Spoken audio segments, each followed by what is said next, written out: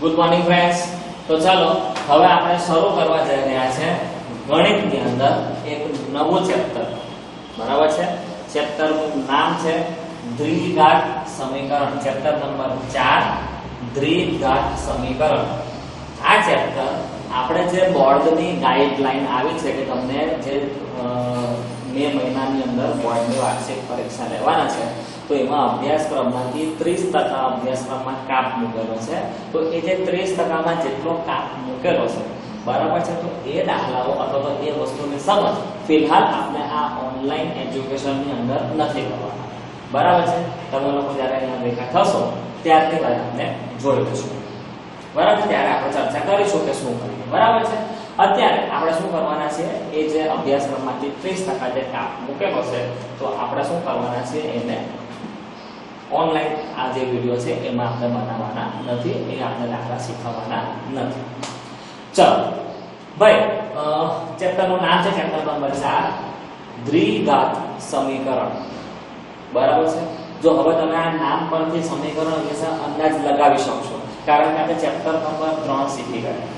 Chapter number 3 નું નામ હતું દ્વિચલ, બરાબર। દ્વિચલ એટલે કે બે ચલ આવતા હતા, યાદ કરો। કોઈ પણ બે ચલ ધારી લેતા હતા, ધારો કે લંબાઈ x ધારવાની હોય લંબચોરસમાં, તો પહોળાઈને y ધારતા। બે સંખ્યા ધારવાની હોય તો પહેલી સંખ્યા ધારો કે x અને બીજી સંખ્યા ધારો કે y, યાદ કરો, દ્વિચલ સુરેખ સમીકરણ। પરંતુ હવે આ ચેપ્ટરનું નામ છે દ્વિઘાત સમીકરણ। તો તમે નામ પરથી સમજી શકતા હશો કે એવું સમીકરણ બનાવીશું કે જેને બે ઘાત। તો સૌથી પહેલા આપણા મનમાં પ્રશ્ન થાય કે આ દ્વિઘાત સમીકરણ દેખાય કેવું, મતલબ કે એનું પ્રમાણિક સ્વરૂપ શું? તો એનું જો તમને લોકોને મેં દ્વિચલ સુરેખ સમીકરણનું પ્રમાણિક સ્વરૂપ સમજાવેલું છે, યાદ કરો શું સમજાવેલું? દ્વિચલ અને સુરેખ સમીકરણ, બરાબર ને? તો જો આપણે એવું સમીકરણ બનાવતા કે ભાઈ બે ચલ લેવાના, એટલે પહેલો x લેતા ચલ અને બીજો ચલ તરીકે y લેતા, અને સુરેખ સમીકરણ બનાવવાનું હોય ને એટલે ઉપર ઘાતાંકમાં એક જ રાખતા હતા, એને સુરેખ કહેવાય ને। હવે તમે આ સહગુણક લખવાના બાકી છે, આમાં નતું તમે સમીકરણમાં ચલ લેતા, ચલની આગળ સહગુણક હોય તો આપણે શું કરતા કે જે પ્રથમ પદ છે એનો સહગુણક a રાખીએ, ત્યાર પછી જે આ જે બીજો પદ છે એનો સહગુણક b રાખીએ। સહગુણક તો લખવા પડે ને ભાઈ સમીકરણ। ત્યાર પછી જો આ ચલ વાળા પદો છે તો ત્યાર પછી યાદ કરો એક અચલ પદ લેતા કે જેમાં ચલ જ ના હોય, એક ચલ x છે એક ચલ y છે। હવે એવું પદ બનાવવા કે જેમાં ચલ નહીં હોય, ચલ નહીં હોય મતલબ કે અચલ પદ। તો ચલ નહીં હોય તો પદમાં હોય શું? તો સહગુણક હોય। જો આ પદમાં જુઓ ચલ, એની આગળ સહગુણક, આ પદમાં જુઓ આ ચલ, એની આગળ સહગુણક। હવેનું જે પદ છે તે અચલ રાખવાનું છે, એટલે એમાં ચલ નથી લખવાનો, તો સહગુણક તો લખવો પડે ને। તો સહગુણકમાં અહીં a છે અહીં b છે, તો આ જગ્યાએ આપણે c કરીએ = 0 પર। તો બોલો યાદ આવે છે? આ આપણે લખતા હતા દ્વિચલ સુરેખ સમીકરણનું પ્રમાણિક સ્વરૂપ। પણ વિદ્યાર્થી મિત્રો, આજે આપણે જોવાનું છે દ્વિઘાત સમીકરણનું વ્યાપક સ્વરૂપ। કયું સમીકરણ છે ભાઈ? દ્વિઘાત સમીકરણ। તો જો દ્વિચલ નથી એટલે બે ચલ હવે નહીં આવે, પહેલું તો તમારા દિમાગમાં આ પ્લાન બનાવો કે હવે આ જે ચેપ્ટર છે એમાં આપણે ક્યારેય પણ બે ચલ નહીં ધારીશું, એક જ ચલ લેવાનો। ચેપ્ટરનું નામ દ્વિઘાત છે, દ્વિચલ નથી। તો એક જ ચલ તરીકે આપણે કોની પસંદગી કરીએ? તો ભાઈ એક જ ચલ તરીકે ધારી લઈએ કે ભાઈ એક ચલ તરીકે કોણ? તો ભાઈ x, y લો તો પણ ચાલે, ફિલહાલ અત્યારે આપણે x લઈએ છીએ, બરાબર છે। હવે તમે ખાસ સમજો, સમીકરણ જે મારે રાખવાનું છે એ દ્વિઘાત રાખવાનું છે। દ્વિઘાત મતલબ કે મારે આની ઉપર કેટલી ઘાત લખી દેવાની? 2 ઘાત। બોલો ખ્યાલ છે ને? દ્વિઘાત। હવે જો આના પર આ પહેલા પદમાં આપણે x નો વર્ગ લખ્યો હોય, તો એના પછીનું જે પદ છે યાદ કરો, તો આપણે એવું લખ્યા ઉતરતા ક્રમમાં લખવું પડે ને, ઘાત 2 છે જો, તો હવે ઘાતની ઉતરતી ક્રમ લઈએ તો 2 ઘાત વાળા પદ પછી x ની 1 ઘાત અનુપદ આવે, 1 ઘાત લખતા નથી આપણે, ત્યાર પછી આવશે અચળ પદ. બોલો ખ્યાલ આવે છે? હવે જુઓ આ સમીકરણ તો આપણે બનાવ્યા, સમીકરણમાં ચલ લખાઈ ગયા, પણ હવે એની આગળના સહગુણક લખવાના બાકી. તો સહગુણક તરીકે આપણા પ્રથમ પદ છે તો એની આગળનો સહગુણક a લઈ લઈએ, બરાબર છે. ત્યાર પછી વત્તાની નિશાની, હજુ તમે જરા ચેક કરજો. ત્યાર પછી વત્તા b લઈ લઈએ, પહેલા પદનો સહગુણક a, બીજા પદનો સહગુણક b, છેલ્લું જે પદ રાખવાનું છે અચળ રાખવાનું છે. અચળ રાખવાનું એટલે એમાં ચલ તરીકે x નહીં લખું, ચલ નહીં લખું તો આગળ સહગુણક તો લખવો પડશે ને. તો સહગુણક તરીકે અહીંયા a લખ્યો, આ b લખ્યો, તો અહીં હું c લખું is equal to 0. તો વિદ્યાર્થી મિત્રો આ બની ગયું આપણું દ્વિઘાત સમીકરણનું વ્યાપક સ્વરૂપ. જાતે બનાવતા પણ આવડી શકે, એવું નથી કે આને યાદ રાખવું પડશે. જાતે આપણે વિચારીને પણ લખી શકીએ કે ભાઈ દ્વિઘાત સમીકરણ હોય તો દ્વિઘાતમાં પહેલા x ની 2 ઘાત લખવાની, એના પછીના પદમાં x ની 1 ઘાત, એના પછીના પદમાં x ની 0 ઘાત લખવાની. અચળ હવે તમે ચલ તરીકે x તો લખી દીધો, હવે આગળ સહગુણક લખવાનો. તો ભાઈ આની આગળનો સહગુણક ધારો કે a, આની આગળ b, આનો સહગુણક c. સમીકરણ બનાવવાનું છે એટલે is equal to 0 લખી દેવાનું. તો આ જે બને છે એ છે મારા દ્વિઘાત સમીકરણનું વ્યાપક સ્વરૂપ. પણ આની અંદર એક શરતનું પાલન થવું અત્યંત જરૂરી, અને એ શરત છે કે જ્યાં a is not equal to 0. આમાં તમે વિદ્યાર્થી મિત્રો b ની કિંમત 0 હશે ચાલી જશે, c ની કિંમત 0 હશે ચાલી જશે. 0 હશે તો આ પદ ધારો કે નહીં હોય ચાલી જશે, 0 હોય તો આ પદ ના હોય ચાલી જશે, 0 કરીને એડ કરી લેવાનું. પણ તમે વિચાર કરો, કલ્પના કરો કે આમાં a is equal to 0 તો વિદ્યાર્થી મિત્રો આ પદ જ નીકળી ગયું, અને 0 સાથે ગુણાકારમાં લઈએ તો આ પદ નીકળી ગયું. તો બચ્યું શું આપણી પાસે? આ તો ખાલી આ જે બચ્યું એને દ્વિઘાત કહેવાય. દ્વિઘાત તો અહીં છે ને, એટલે આ પદ 0 નહીં થવું જોઈએ. તમે a ની કિંમત 0 મૂકી દો તો સમીકરણ દ્વિઘાત બચે જ નહીં. બોલો બે ઘાત વાળું પદ જ નીકળી ગયું, તો પછી એને હું દ્વિઘાત સમીકરણ થોડી કહી શકું, બરાબર છે.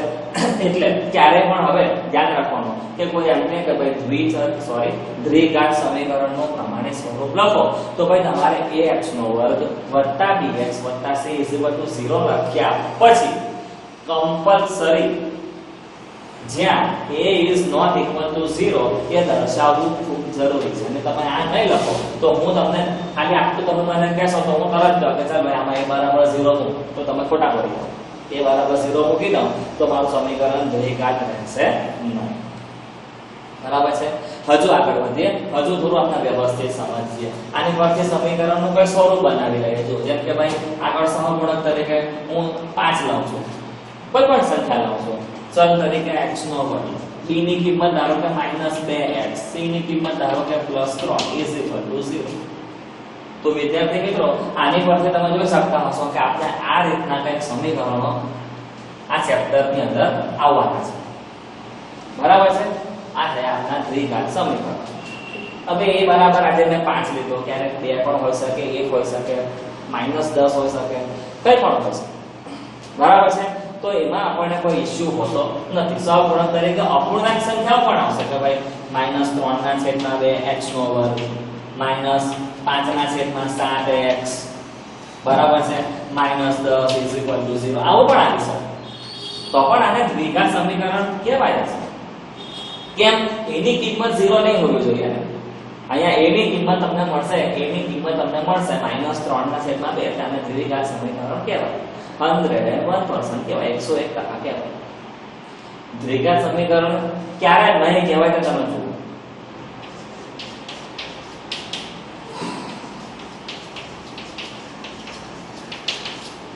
હવે આ સમીકરણ જુઓ તો તમારા દિમાગમાં તરત આવવું જોઈએ કે આ દ્વિઘાત સમીકરણ નથી, આ તો ત્રિઘાત સમીકરણ બને. 3 ઘાત છે ને મહત્તમ, એટલે તો આને દ્વિઘાત સમીકરણ નહીં કહેવાય. આપણા ચેપ્ટરમાં આવા સમીકરણ એટલે આવવાના જ નથી, એટલું સમજી લેવાનું, બરાબર છે. હજુ જો સમીકરણ બનાવવાનું છે એટલે તમને કીધું ને x ની ઘાતાંક આવી રીતની હોવી બહુ જરૂરી છે. ધારો કે કોઈ વખત કોઈ સમીકરણ બનાવે, સમજો ખાસ, તમે 2 ઘાત જોવાની એવું તો બહુ ફાઇન સમજી લીધું, બરાબર. ધારો કે સમીકરણ આવા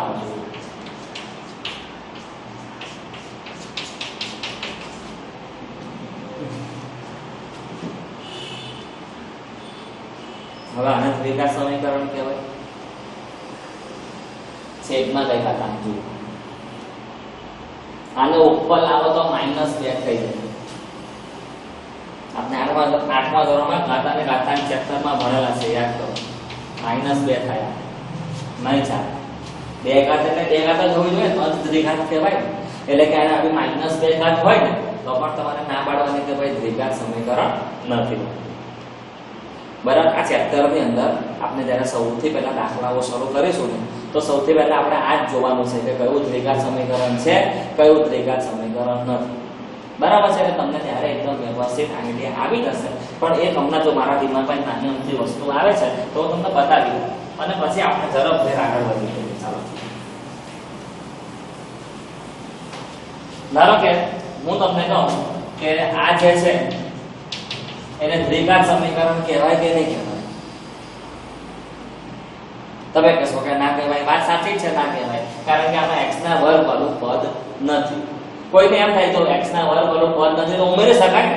જો આપણે યાદ કરો ચેપ્ટર નંબર 2 બહુપદીમાં ભાગાકાર કરતા તો યાદ કરો આપણે ધારો કે x ના વર્ગ વાળું પદ નહીં હોય તો આપણે શું કરતા 0x નો વર્ગ કરીને ઉમેરી શકીએ કે ભાઈ 0x નો વર્ગ વત્તા 5x ઓછા 2 બરાબર 0. આ તમે ઉમેરીને આવું બનાવી દીધું દ્વિઘાત સમીકરણ. તો દ્વિઘાત કહેવાય? હજુ પણ હું પૂછું, નહીં કહેવાય. 100% નહીં. એનું કારણ તમે સમજી શકતા છો કે આ જગ્યા પર એની કિંમત 0 થઈ ગઈ. આ પદ એક્ચ્યુઅલી નીકળી તો આ દ્વિઘાત સમીકરણ ના એટલે ના એટલે ના જ કહેવાય. બીજી એક છેલ્લી વાત અને પછી આપણે આમ આગળ વધીએ કે ધારો કે મેં આવું લખ્યું છે તો હવે આને દ્વિઘાત સમીકરણ કહેવાય કે નહીં? તો આનો જવાબ હા આવશે કે હા કહી શકાય. કારણ કે આમાં એની કિંમત 0 નથી. આમાં x ના વર્ગ વાળું પદની આગળ એક સહગુણક તરીકે સંખ્યા છે. હવે તમે વિચારશો કે હવે તમે આમાં વિચારશો કે આમાં x ની કિંમત x તો આપ્યો નથી ચલ તરીકે, તો નથી આપ્યો આપણે 0 કરીને ઉમેરી શકીએ. જુઓ કે ભાઈ 5x નો વર્ગ વત્તા 0x ઓછા 2 બરાબર 0. તો તમે કહેશો કે સર આમાં a બરાબર 5 આવ્યો પણ b બરાબર 0. તો આને દ્વિઘાત સમીકરણ નહીં કહેવાય? ના, આવી કોઈ આપણે વાત થઈ નથી. આપણે તો શું વાત થયેલી છે કે એની કિંમત 0 નહીં હોવી જોઈએ. મતલબ કે b ની કિંમત 0 હોય તો ચાલે. આ જગ્યા પર c ની કિંમત પણ 0 હોય તો પણ ચાલે. એને દ્વિઘાત સમીકરણ કહેવાય. તો ખ્યાલ આવે છે? બરાબર છે. હવે આપણે આ ચેપ્ટરની અંદર થોડી આગળ ચર્ચા શરૂ કરીએ. ચાલો,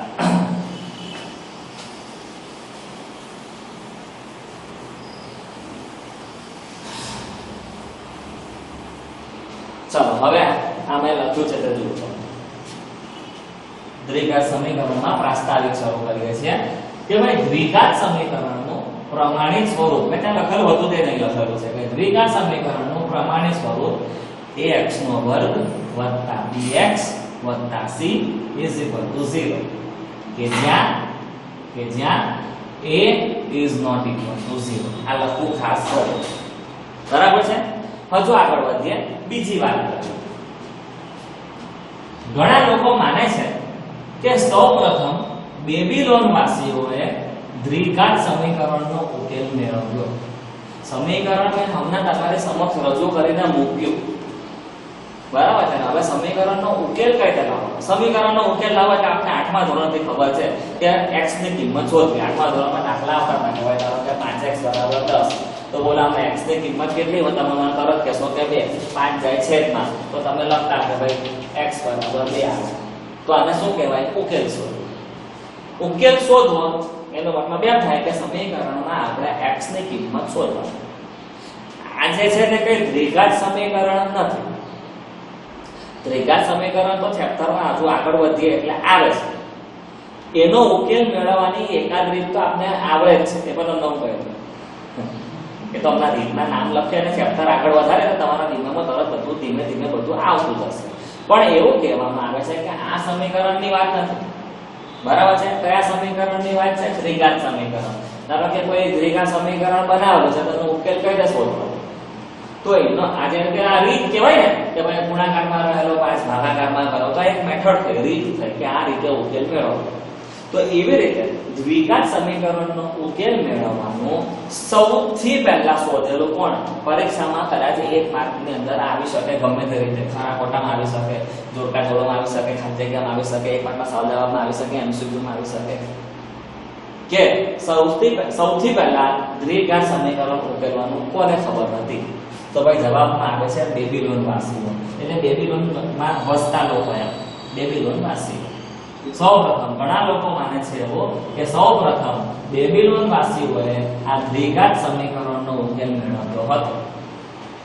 ત્યાર પછીની વાત કરીએ, બુકમાં બધું આપેલું છે, એમાં પણ જોઈ શકો છો, અહીં પણ જોઈ શકો છો, પણ વધારે તમે અહીં જોતા રહેજો.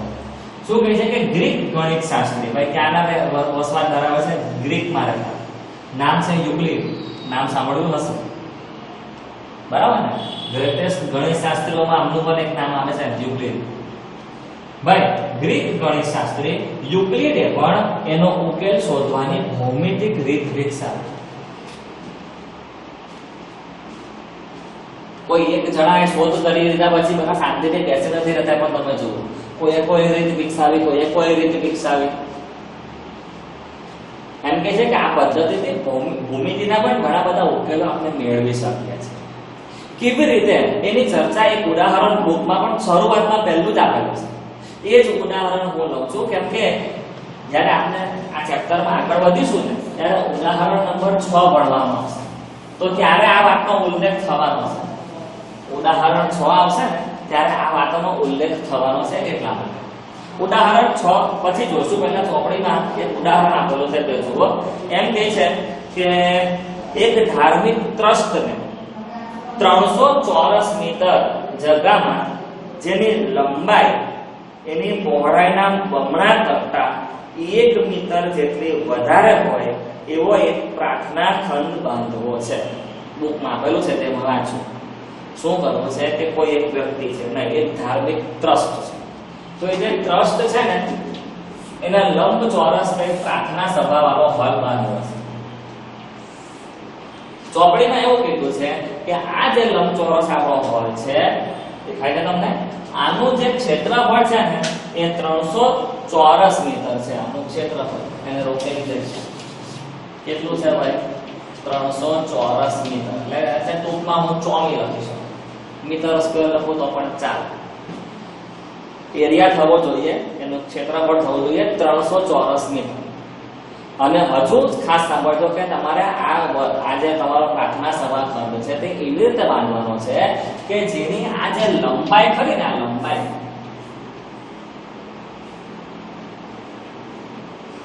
એ આ પહોળાઈ કરતા, આ પહોળાઈ હોય ને એના કરતા આ બમણાથી 1 જેટલી વધારે.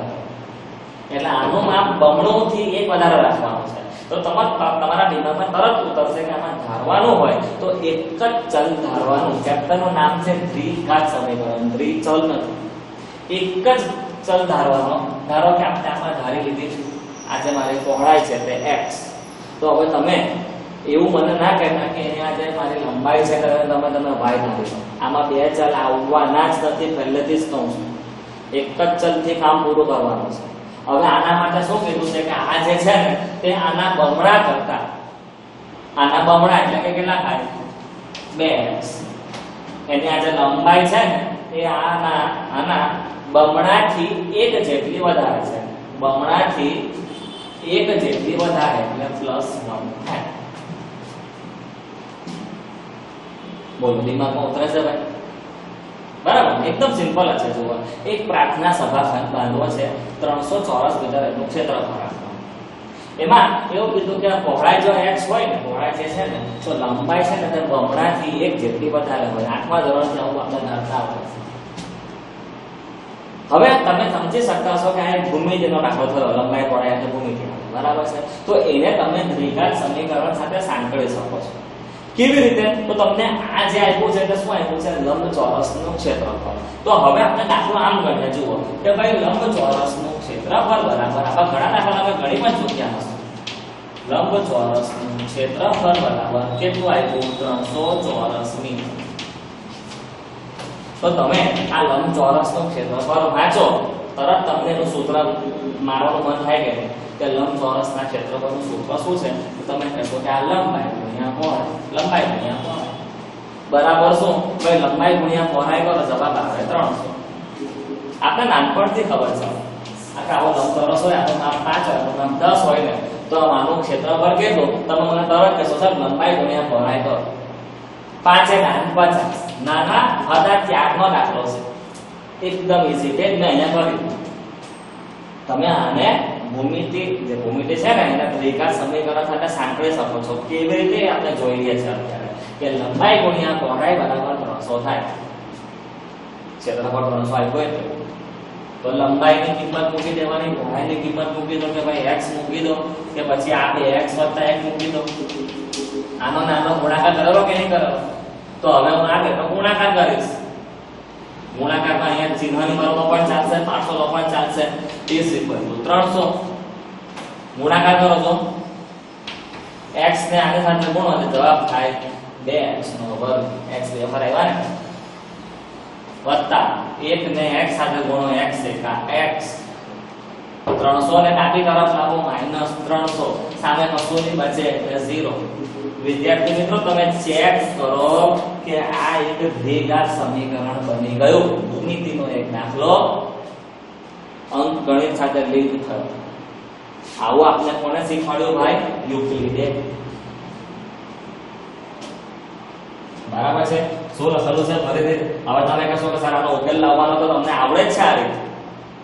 9મા ધોરણમાં 8મા ધોરણમાં અવયવ પાડોના દાખલા શીખ્યા. આ 3 પદનો દાખલો છે. કે દાખલો હું સોલ્વ કરવાનો છું, ઉદાહરણ 6 આ જ આવવાનો છે, એટલે હમણાં ઉકેલ નથી લાવતો. બાકી તમારે અત્યારે લાવવો હોય તો તમે જાતે પણ લાવી શકો. જો આમાં શું કરીએ છે, આ 2 છે, આ 300 છે. યાદ કરો દાખલો, અવયવનો દાખલો. 300 + 600 થાય. 600 ના એવા અવયવ વિચારો કે જેનો સરવાળો કે બાદબાકી 1 થાય. બરાબર? આપને કરી ચૂકેલા છે. 9મા ધોરણમાં આવા અવયવ પાડવાના દાખલા આવતા હતા. એ 10મા ધોરણમાં રિપીટ થાય. આના અવયવ પાડો એટલે ઉકેલ મળી જાય. એક્ઝેક્ટલી કેવી રીતે તો ઉદાહરણ 6 આવે ત્યારે જોઈએ. પણ જો આ મારાથી ભણાવાઈ ગયો એટલે તમારા દિમાગમાં આવતું હશે કે હા સર, કે જો આપણે આ દ્વિઘાત સમીકરણનો ઉકેલ લાવવો હોય ને તો ઉકેલ અવયવ પાડીને લાવી શકીએ. 300 * 600, 600 ના ભાગલા પાડો 1 આવે. એટલે દ્વિઘાત સમીકરણનો ઉકેલ મેળવવાની એક રીત છે, નામ એનું અવયવીકરણની રીત. બોલો ખ્યાલ આવે છે ભાઈ? હવે ધીમે ધીમે શોધીએ છે કે ભાઈ રીતો ક્યાંથી આવી, કોને શોધેલી ને બધું ચાલી રહ્યું છે. બરાબર છે. ફરીથી તમે અહીંયા આવી જાવ. શું કહે છે ફરીથી જુઓ કે ઘણા લોકો માને છે, પહેલેથી પ્રમાણે સૌ તો તમને આવડી ગયું. બરાબર છે. તો ઘણા લોકો માને છે કે સૌથી પહેલા બેબીલોન વાસીઓએ આ દ્વિઘાત સમીકરણનો ઉકેલ શોધવાની રીત આપી. ત્યાર પછીની વાત છે કે ગ્રીક ગણિતશાસ્ત્રી ક્યાં રહે છે તે પણ જોજો હે ભાઈ. ગ્રીક ગણિતશાસ્ત્રી યુક્લિડે પણ તેનો ઉકેલ શોધવાની ભૌમિતિક રીત વિકસાવી. એક જસ્ટ નાનું અમથું ઉદાહરણ તમને સમજાવ્યું કે ભૂમિતિને તમે દ્વિઘાત સમીકરણ સાથે સાંકળી શકો છો. બરાબર છે. હજુ આગળ વધીએ. જો શું કહે છે ખાસ સમજો. બ્રહ્મગુપ્ત ભાઈ ભારતીય ગણિતશાસ્ત્રી છે. બરાબર ને? બ્રહ્મગુપ્ત કઈ સાલની વાત છે? 598 થી 665. 598 માં જન્મ, 665 માં મૃત્યુ. બ્રહ્મગુપ્તે દ્વિઘાત સમીકરણના ઉકેલ માટે સ્પષ્ટ સૂત્ર આપ્યું. સૂત્ર આપ્યું મતલબ તમારે ભાઈ તમે સમજી શકતા હશો કે તમારે આના અવયવ આ જે તમારે સમીકરણ બન્યું ને એના અવયવ નહીં પાડવા. બ્રહ્મગુપ્તે એક સૂત્ર આપી દીધું. સૂત્રમાં કિંમત મૂકી દો, જવાબ મળી જાય. કેટલું સારું કહેવાય. એક સૂત્ર મને આપી દીધું કે સૂત્રમાં કિંમતો મૂકી દેવાની. આમ પર જેમ કે જો લંબચોરસનું ક્ષેત્રફળ, સૂત્ર શું છે? લંબાઈ ગુણ્યા પહોળાઈ. લંબાઈને પહોળાઈનો ગુણાકાર કરી નાખો, ક્ષેત્રફળ મળી ગયો. એવી રીતે ઉકેલ લાવવો હોય તો કોઈ એક સૂત્ર આ ચેપ્ટરમાં જેમ જેમ ભણીએ તેમ સૂત્ર આવશે, જોઈશું. બરાબર? સૂત્ર માની દેવાનું, સૂત્રમાં કિંમતો મૂકી દેવાની, ઉકેલ મળી જાય. તો એવું કહી શકાય ને કે ભાઈ દ્વિઘાત સમીકરણનો ઉકેલ શોધવાની મને બીજી એક રીત મળી. તો આ ચેપ્ટરમાં આપણે બીજી પણ રીત શીખીશું. એ રીતને આપણે કરીશું સૂત્રની રીત.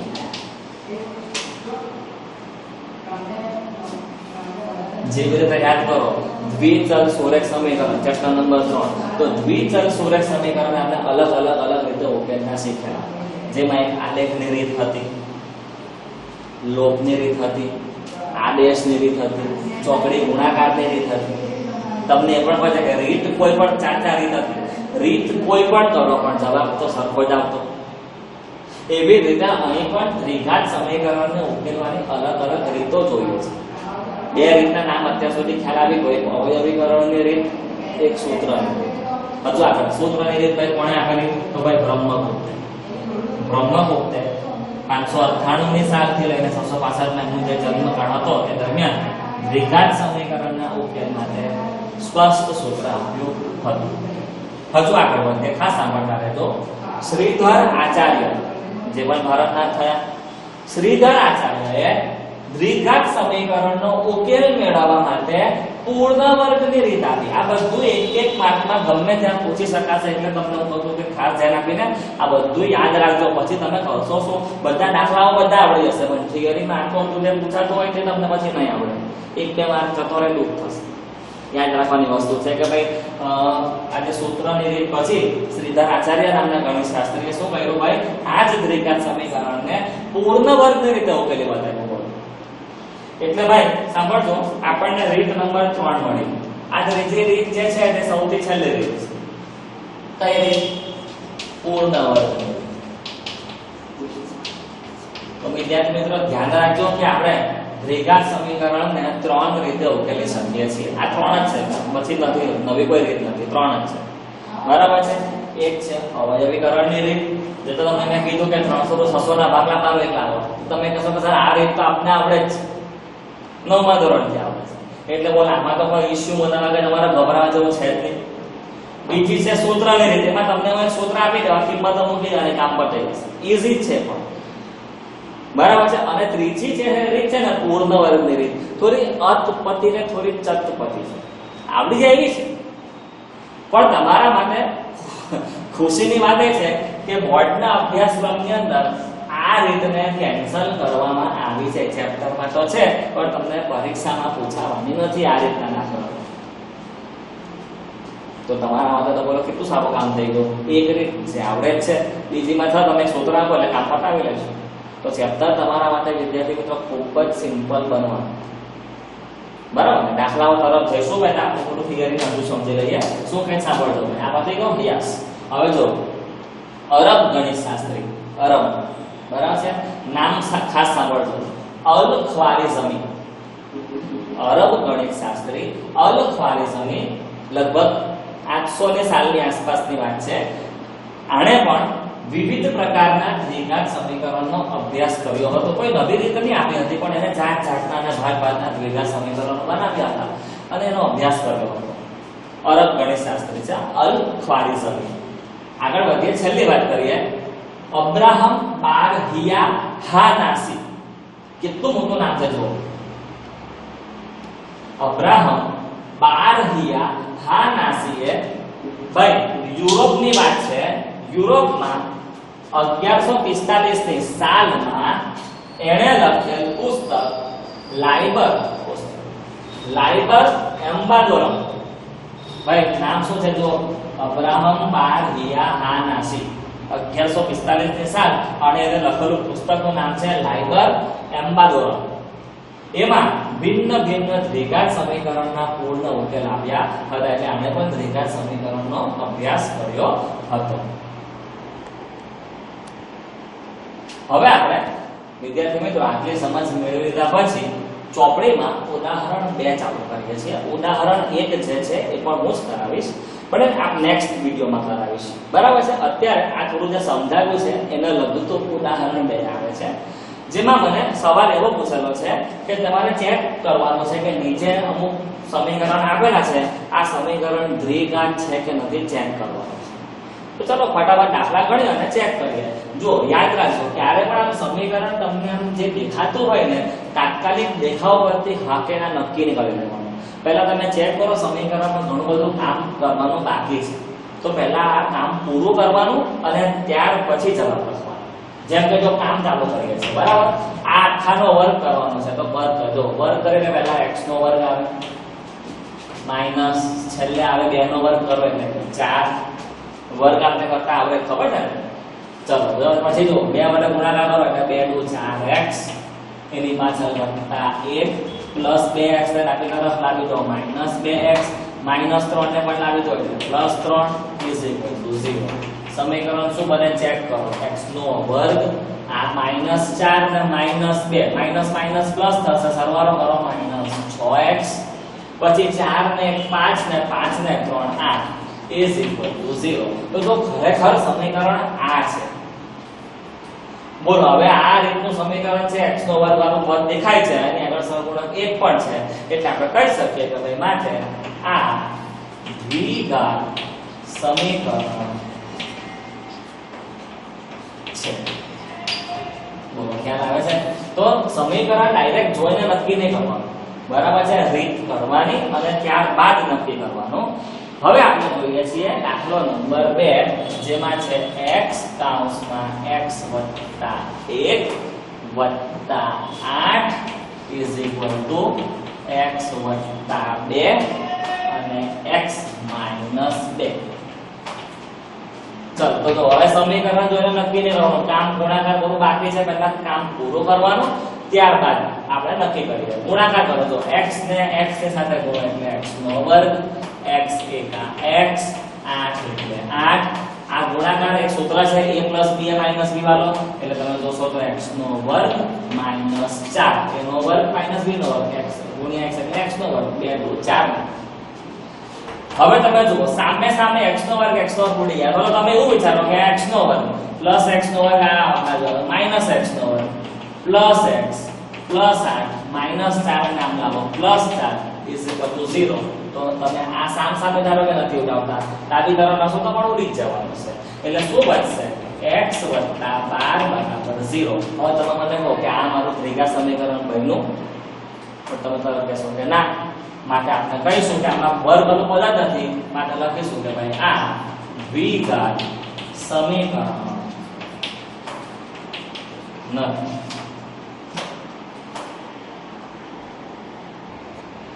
એવી રીતે તમે દાખલો નંબર 3 જોશો તો આ રકમ છે.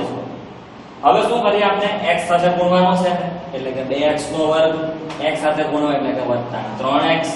ત્યાર પછી પ્લસ x નો વર્ગ ડાબી તરફ લાવો એટલે માઈનસ x નો વર્ગ પ્લસ 1 ને ડાબી તરફ લાવો એટલે માઈનસ 1 ઇઝ ઇક્વલ ટુ 0. ગણતરી કરવાની પછી નક્કી કરવાનું, બરાબર ને?